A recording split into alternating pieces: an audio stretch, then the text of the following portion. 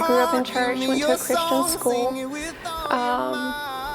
and I guess I felt because I was involved in church, went every Sunday morning, Sunday night, Wednesdays, that is what made me a Christian. I mean, I feel like that's a common assumption down here in the South. I got saved when I was 5. After watching Hell's Flames, Heaven's Gates, and it was because I got scared into it. I was like, well, I don't want to burn up, you know. But I feel like true conversion happened later, probably in high school, whenever I could see an actual tangible change in the way that I lived, the way I spoke, just everything completely changed. There was a true conversion there. When I was 18, after talking a lot, and a lot of people will tell me about Christ, but not really knowing what it meant. We were sitting, it was me, Tyler Malone, and Gaynor Curtis, sitting there listening to Brother Glasscock talk about just what it really meant to be a believer, and how it wasn't just going through a to-do list or whatever. It was more of where your heart is, and if you really know Him. And I remember just I was sitting there and I was shaking really bad. I was just so nervous that I didn't know what it meant like. So me and Gaynor prayed together, and then I went and talked to Brother Terry for a little while. And I remember that night just sitting in the shower, just boohooing about just what it had felt and what I felt. And I don't know if that was the point that I got saved, but I think it was a process from there. And I met Sydney. That was probably the biggest picture I've ever seen of what God really does. And that might sound crazy, but when we met, and I was in a kind of a dark time, and we met downtown Mobile in a bar, and we started hanging out or whatever.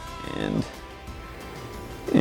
I remember we were sitting in the car one day, and we were just talking, and she just stopped, looked at me, and she said, "It's like, I don't want to be like I am. I want to be like you are. I don't understand where you get your love from, and where you get your passion for God or whatever." And she didn't really know what it meant.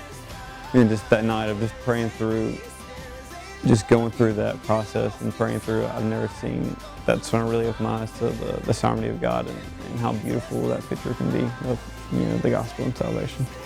I think that communities played a big part in that, in helping keep me accountable and edifying me and encouraging me, but also calling out sin in my life. Because it's hard to kind of look inward and see how deceitfully sinful your heart is. And so it's been good to be in community and have those people around me to continuously point me back to Christ and to the Word. I've been a widow now for almost 2 years, and coming back to Mobile and being with people that I love and people who know me and are concerned about me has really been a lifesaver for me. And at South City, we meet in small groups. We have a small but very close fellowship, and I just feel like I'm at home now, and this is where God wants me to be.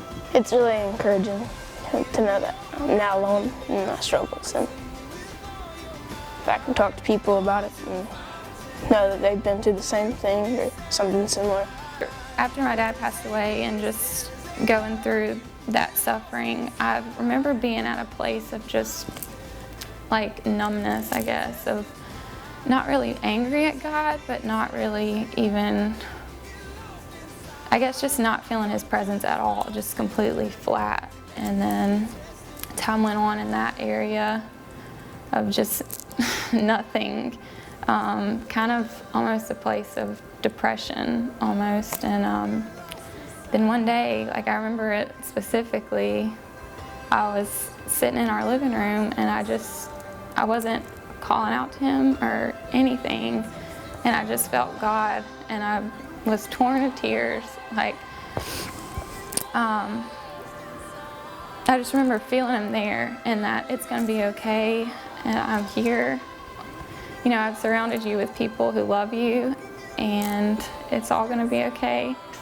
I don't know how people do it without God. I really, really don't, because there have been times where I've cried to God many times, and like, where do people go when, you know, when they're feeling so down? Who do they cry out to, or who's there for them?